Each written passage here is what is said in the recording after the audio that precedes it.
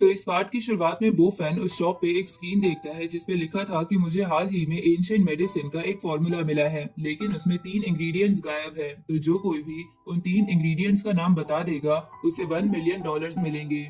ये देखकर बो फैन उस स्क्रीन के पास जाता है और सोचने लगता है कि वो 3 इंग्रेडिएंट्स कौन से हो सकते हैं। तभी उसे एक इंग्रेडिएंट का नाम मिल जाता है जिसे वो एक टैबलेट की मदद से स्क्रीन पर लिख देता है।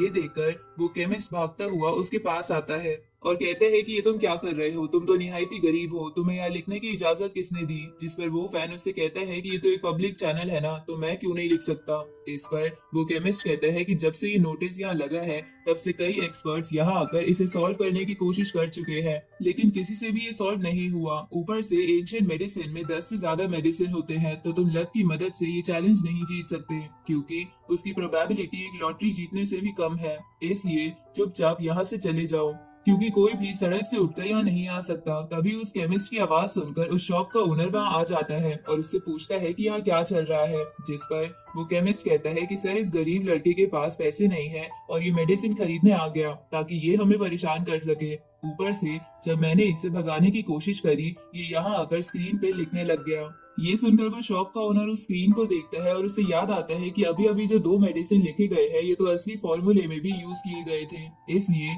वो फैन से पूछता है कि क्या ये दोनों इंग्रेडिएंट्स का नाम आपने लिखा है। तभी वो केमिस्ट ओनर से कहता है कि हाँ, इसने अभी अभी ये लिखा है, पर आप गुस्सा मत होना, मैं अभी इसे हटा देता हूँ। ये सुनकर वो ओनर उस केमिस्ट को थप्पड़ मारता है और कहता है कि जल्दी से इनसे माफी मांगो। तो वो केमिस्ट ना चाहते हुए भी वो फैन से सॉरी बोलता है।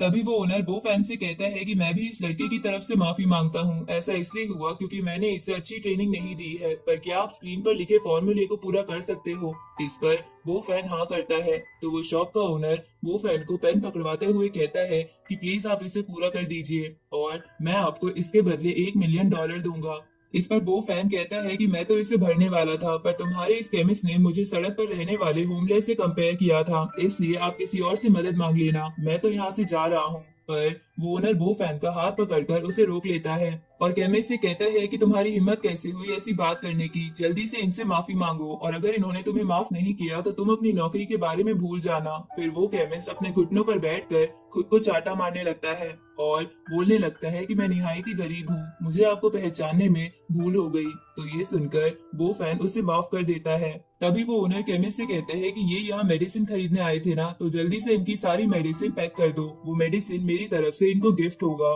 ये सुनकर वो केमिस्ट चौंकते हुए कहता है कि सर, ये तो बहुत ज्यादा महंगी मेडिसिन है। पर वो ओनर चुपचाप उसका काम करने को बोल देता है। इसके बाद वो फैन से कहता है कि प्लीज आप ये फॉर्मूला कंप्लीट करने में मेरी मदद करो। ये सुनकर वो फैन पेन लेकर सोचने लगता है कि आखिरी इंग्रेडिएंट कौन सा हो सकता है। तभी उसे इंग्रेडिएंट्स याद आता है और उसे स्क्रीन पर लिख देता है। तभी एक सॉफ्टवेयर उन सभी इंग्रेडिएंट से मेडिसिन बनाने की कोशिश करता है, जिसे देखकर वो ओनर कहता है कि अब की बार ये फॉर्मूला जरूर तैयार हो जाएगा। इधर वो केमिस्ट ये देखकर बोलता है कि आज तो चमत्कार हो रहा है। दूसरी तरफ वो ओनर वो फैन से कहता है कि मुझे बहुत याद करने पर पहले 15 इंग्रेडिएंट्स याद आए थे, लेकिन मैं इसके लास्ट के 3 इंग्रेडिएंट्स भूल गया था और मुझे लगा था कि इस लाइफ में मैं इस फॉर्मूले को नहीं बना पाऊंगा। उसी वक्त वो कंप्यूटर कैलकुलेट करके बताता है कि जो इंग्रेडिएंट्स लिखे गए हैं उनसे कोई मेडिसिन नहीं बन सकती, इसलिए प्लीज इंग्रेडिएंट्स को बदले। ये सुनकर वो ओनर चौंकते हुए वो फैन से कहता है कि जो इंग्रेडिएंट्स आपने लिखे हैं वो एक दूसरे के बिल्कुल अपोजिट है, मुझे लगता है इस वजह से ये फॉर्मूला जनरेट नहीं हो पाया। जिस पर वो फैन कहता है कि मेरे लिखे इंग्रेडिएंट्स में से कोई गलत नहीं है, जो 15 इंग्रेडिएंट्स आपने पहले लिखे थे उनमें से एक इंग्रेडिएंट आपने गलत लिखा है और उसी वजह से फॉर्मूला जनरेट नहीं हो पाया। और ऐसा इसलिए हुआ होगा क्योंकि जो इंग्रेडिएंट आपने गलत लिखा है वो सही वाले से बिल्कुल मिलता जुलता है। ये सुनकर वो ओनर कहता है कि हो सकता है कि मेरे से गलती हुई, क्योंकि ये फॉर्मूला बहुत ज्यादा पुराना है। अब वो फैन वो पहले वाले इंग्रेडिएंट्स को सही कर देता है, जिसके बाद वो कंप्यूटर दोबारा फॉर्मूला जनरेट करने लगता है, जिसे देखकर ओनर कहता है कि लगता है अब की बार सब कुछ सही जाएगा। जिसके बाद वो फैन से उसका नाम पूछता है। उसी वक्त कंप्यूटर बताता है कि ये फॉर्मूला सही है। तो ये देखकर वो ओनर खुश होते हुए वो फैन से पूछता है कि आपका नाम क्या है और आपके मास्टर कौन थे। इस पर वो फैन अपना नाम बताते हुए कहता है कि मेरे मास्टर अब रिटायर हो चुके हैं। इस पर वो ओनर कहता है कि तुमने मेरी फॉर्मूला कंप्लीट करने में मदद की है, इसलिए अब मेरी बारी है एहसान चुकाने की। तभी वो केमिस्ट से कहकर सारी मेडिसिन मंगवा लेता है। साथ ही वो फैन को $1 मिलियन की चेक भी दे देता है, जिस पर वो फैन उससे कहता है कि मुझे ये मेडिसिन फ्री नहीं चाहिए, आप इसका बिल $1 मिलियन में से काट सकते हो। इस पर वो ओनर कहता है कि मैंने फ्री मेडिसिन देने का वादा किया था, इसलिए अगर मैं अपना प्रॉमिस पूरा नहीं करूंगा तो मुझे बहुत बुरा लगेगा। ऊपर से आपने जो फॉर्मूला बनाया है वो बहुत ज्यादा रेयर है, इसलिए इस मेडिसिन का बिल तो उसके सामने कुछ भी नहीं है। क्योंकि अब आपकी मदद से मैं अपने एक दोस्त की जान बचा सकता हूं, पर अगर फॉर्मूला बनने में थोड़े और दिन बीत जाते तो पता नहीं मेरा दोस्त जिंदा बचता या नहीं। जिस पर वो फैन उससे कहता है कि क्या आप इस फॉर्मूले से किसी को ठीक करना चाहते हो।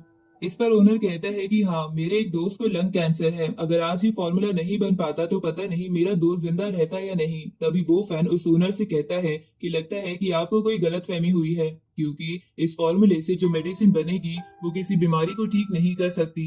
इस पर ओनर कहता है कि आप ये क्या कह रहे हो, मैंने इस मेडिसिन के बारे में कई बुक्स में पढ़ा है। ये सुनकर वो फैन उससे कहता है कि लगता है आपने कुछ गलत पढ़ा है, इस मेडिसिन को आप बनाओगे तो उससे बस पेन को कम किया जा सकता है, किसी बीमारी को नहीं। ये सुनकर वो ओनर दुखी हो जाता है, तो वो फैन उससे कहता है कि आपको दुखी होने की जरूरत नहीं है, भले ही वो मेडिसिन लंग कैंसर को ठीक नहीं कर सकती, पर मैं ठीक कर सकता हूँ।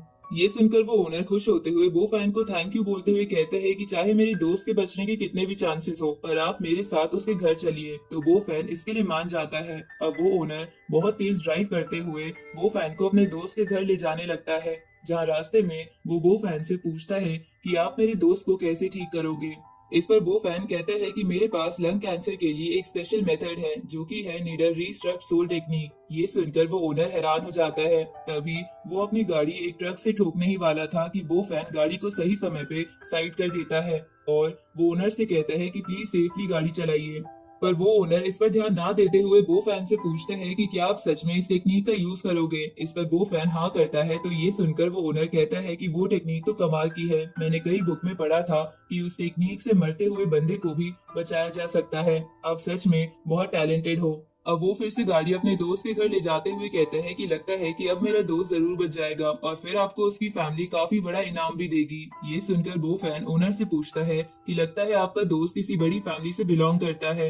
इस पर वो ओनर कहता है कि हाँ, और सिर्फ इतना ही नहीं, मेरे दोस्त के 3 बेटे हैं जो बहुत बड़े बड़े बिजनेस चलाते हैं और इस पूरी सिटी में उनकी बहुत चलती है। लेकिन मेरे दोस्त की एक ग्रैंड डॉटर है जो कि बहुत ही बदतमीज है, इसलिए अगर वो आपके सामने आए तो प्लीज उसकी बातों का बुरा नहीं मानना। तभी वो ओनर फिर से गाड़ी ठोकने वाला था, पर वो फैन उसे फिर से बचा लेता है। अब वो दोनों अपनी डेस्टिनेशन पर पहुंच जाते हैं, जहां उनको लेने ओनर का दोस्त का बेटा आता है और उस ओनर से कहता है कि मेरे फादर की कंडीशन बहुत खराब हो गई है, प्लीज कुछ कीजिए। इस पर वो ओनर कहता है कि तुम चिंता मत करो, आज मैं वो फैन को लेकर आया हूँ जो कि एक डॉक्टर है। जिस पर वो बेटा कहता है कि ये तो बहुत ज्यादा यंग लग रहा है। जिस पर वो ओनर कहता है कि तुम इसकी उम्र पर मत जाओ, ये बहुत ज्यादा टैलेंटेड है। अब वो बेटा उन दोनों को अपने फादर के पास ले जाता है, जहाँ वो ओनर वो फैन से कहता है कि प्लीज मेरे दोस्त की मदद कीजिए। ये सुनकर वो फैन उस दोस्त की वीन चेक करने लगता है, लेकिन तभी वहाँ वो ग्रैंड डॉटर आ जाती है और वो फैन पर चिल्लाते हुए कहती है कि क्या तुम्हें पता नहीं कि मेरे दादाजी कितने बीमार है, तो तुम उन्हें ऐसे कैसे टच कर सकते हो। तभी वो बेटा उस ग्रैंड डॉटर से कहता है कि ये एक डॉक्टर है और मेरे फादर को ठीक करने आए हैं।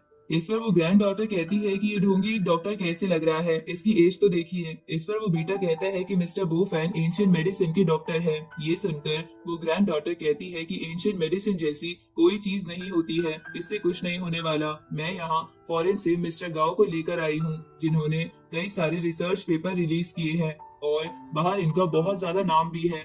वैसे तो मिस्टर गाओ बहुत बिजी रहते हैं, पर मेरे बुलाने पर ये अपने बिजी शेड्यूल से टाइम निकालकर यहाँ आ गए। तो मिस्टर गाओ को देख के उसके बेटे को भी लगता है कि शायद ये उनकी जान बचा लेगा। तभी मिस्टर गाओ बोलता है कि आपको किसी सड़क चाप से आपके फादर का इलाज कराने की जरूरत नहीं है, मैं आपके फादर को बिल्कुल ठीक कर दूंगा। तभी वो बेटा ओनर और वो फैन से कहता है कि आप मेरी बेटी और मिस्टर गाओ के किसी भी बात को अपने दिल पर मत लेना। तभी वो फैन कहता है कि क्योंकि अब नया डॉक्टर आ गया है तो मैं अब यहाँ से जा रहा हूँ। लेकिन वो ओनर वो फैन को रोकते हुए कहता है कि प्लीज आप रुक जाए, मैंने इतने सालों में कई सारे एक्सपर्ट्स देख लिए हैं, लेकिन उनमें से कोई भी मेरे दोस्त को ठीक नहीं कर पाया। लेकिन वो फैन कहता है कि यहाँ तो सिचुएशन खराब हो गई है, इसलिए हमें चलना चाहिए। ये सुनकर वो ओनर कहता है कि मेरे दोस्त की लाइफ बहुत ज्यादा खतरे में है, अगर हम आज यहाँ से चले गए तो एंशियंट मेडिसिन का नाम हर जगह खराब हो जाएगा।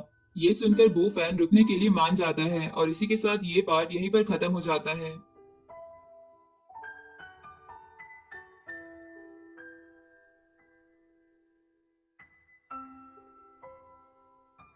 तो लास्ट पार्ट में हमने देखा था कि बो फैन कुछ इंग्रेडिएंट्स लेने के लिए एंशियंट मेडिसिन शॉप पर गया था, लेकिन उसके पास मेडिसिन खरीदने जितने पैसे नहीं थे, जिसकी वजह से वो केमिस्ट बो फैन की बेइज्जती करने लगा था।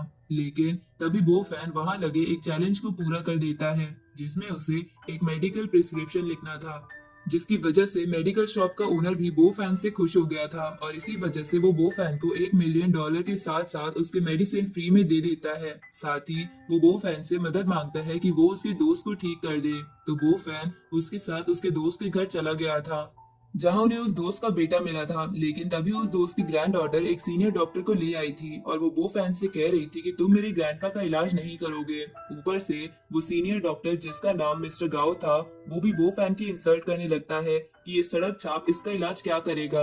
ये सुनकर बो फैन वहां से जाने लगता है, लेकिन उस शॉप के ओनर ने बो फैन को रिक्वेस्ट करके रोक लिया था। अब आगे तो इस पार्ट की शुरुआत में मिस्टर गाओ उस बेटे से पूछते हैं कि क्या जो मैंने टेस्ट करने के लिए कहे थे उसका रिजल्ट आ गया है। ये सुनकर वो ग्रैंड डॉटर वो सभी टेस्ट रिपोर्ट मिस्टर गाओ को देती है और उनसे पूछती है कि मेरी ग्रैंडपा की हालत कैसी है, क्या उन्हें ठीक किया जा सकता है। ये सुनकर मिस्टर गाओ कहते हैं कि तुम्हारी ग्रैंडपा बहुत बीमार है, तुम उनके क्रियाक्रम की तैयारी करो। ये सुनकर वो ग्रैंड डॉटर और वो बेटा शॉक हो जाते हैं। साथ ही वो ग्रैंड डॉटर मिस्टर गाओ से कहती है कि क्या कोई भी रास्ता नहीं है मेरे ग्रैंडपा को बचाने का। तभी वो बेटा मिस्टर गाओ से कहता है कि आप तो इतने सीनियर डॉक्टर हो, इसलिए प्लीज कुछ कीजिए। अगर आपने मेरे फादर को ठीक कर दिया तो मैं कोई भी कीमत चुकाने के लिए तैयार हूँ।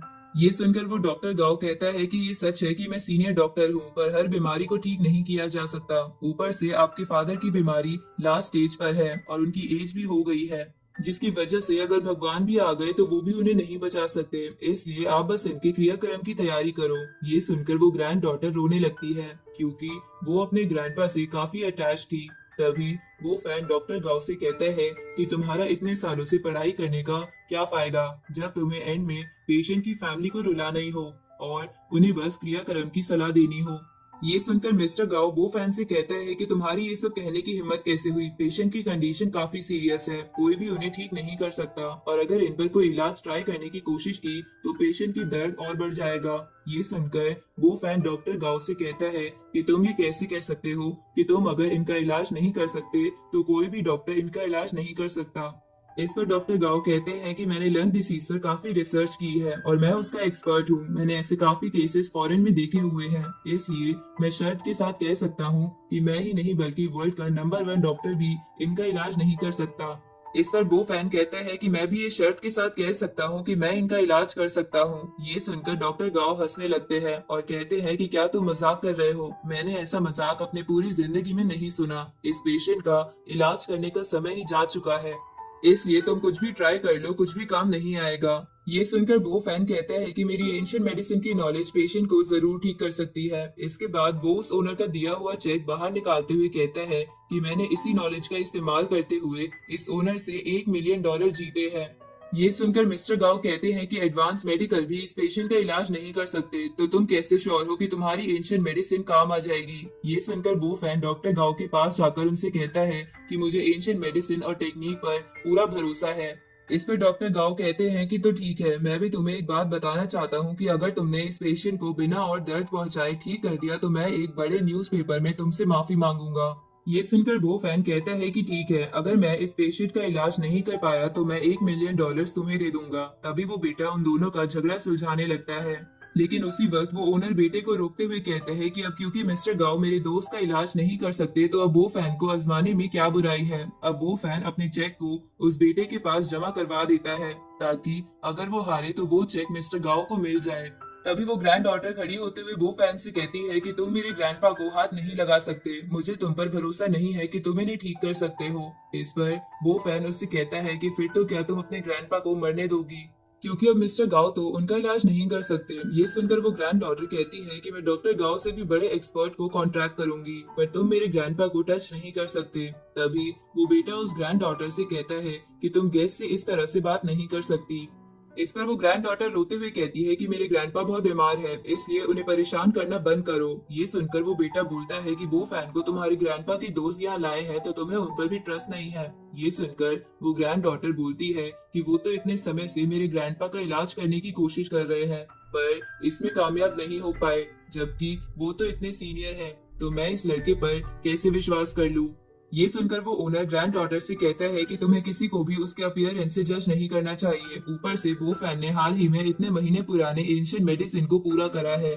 ये सुनकर वो बेटा खुश होते हुए बोलता है कि ये तो बहुत अच्छी बात है। अगर वो फॉर्मूला तैयार हो गया तो जल्दी से दवाई बनाकर मेरे फादर को दे दो ताकि वो जल्दी से ठीक हो जाए। तभी मिस्टर गाओ बोलते हैं कि मैंने भी उस एंशियंट फॉर्मूला के बारे में पढ़ा है, पर वो कोई मेडिसिन नहीं है, वो बस बॉडी की न्यूट्रिशन वैल्यू को पूरा करती है। इसलिए मैं वो फैन से कहना चाहता हूँ कि तुम उस फॉर्मूले की मदद से इस पेशेंट का इलाज नहीं कर सकते। ये सुनकर वो फैन कहता है कि किसने कहा कि मैं उस फॉर्मूले का यूज करके पेशेंट को ठीक करूंगा।